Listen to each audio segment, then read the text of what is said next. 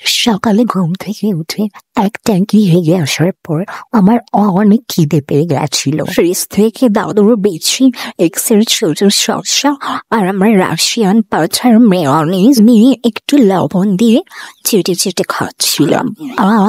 কি যে ভালো লাগছিল। মুঝে ऐसी खाना बहुत পছন্দ। দেখো এই মিষ্টি মিষ্টি শুকনো বিচিগুলো কি সুন্দর দেখতে, একদম চকচক করছে।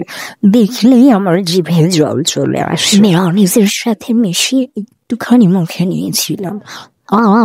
কি যে ভালো লাগছিল। আর এই শসাটা দেখো, এর যৌবনের রস একেবারে উপচে পড়ছে। আমার ঠোঁট দুটো একেবারে ভিজে গেছিল। মুখে নেওয়ার সাথে সাথে কি যে শান্তি লাগছিল। এটা কিন্তু ভীষণ হেলদি খাবার, শরীরের উষ্ণতার সাথে সাথে মনের উষ্ণতাও দূর করে দেয়। তোমরাও ট্রাই করো, দেখবে এটা খাওয়ার পর তোমাদের শরীরে যৌবনের পোকাগুলো নাচানাচি করছে।